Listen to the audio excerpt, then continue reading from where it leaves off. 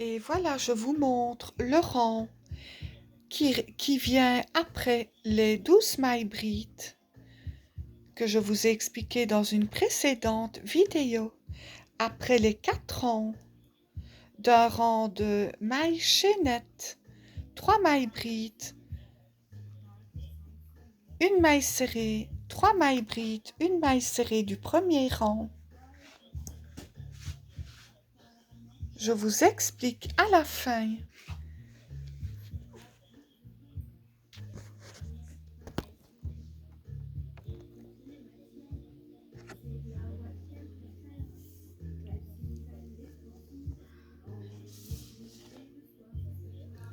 Donc à la fin de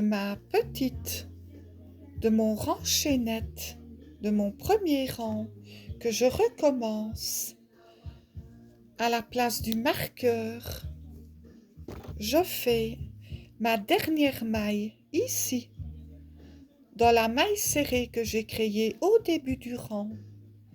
Et entre chaque 3 mailles en l'air, une maille serrée, 3 mailles en l'air, une maille serrée. Et pour finir le rang, je fais la même chose, une maille serrée dans la dernière maille de mon rang, une maille coulée.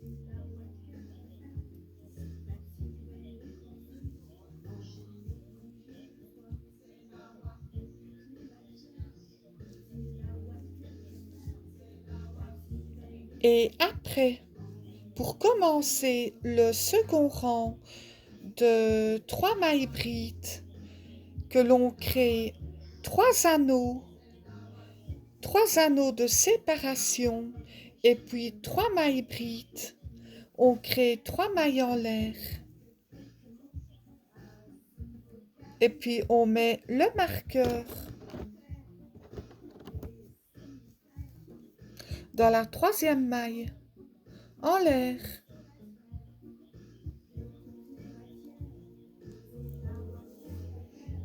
Et puis on crée une maille bride dans la même maille.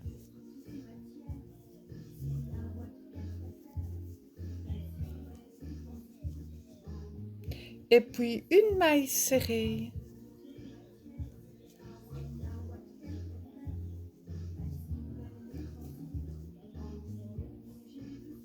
Et puis on continue, on fait 3 mailles en l'air, une maille serrée, 3 mailles en l'air, une maille serrée, 3 mailles en l'air, une maille serrée, et puis on fait 3 mailles brides ici, dans la maille serrée.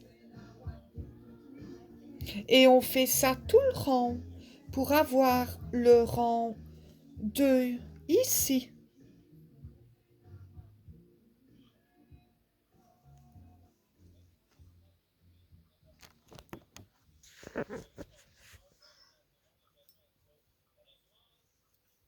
Avec 3 anneaux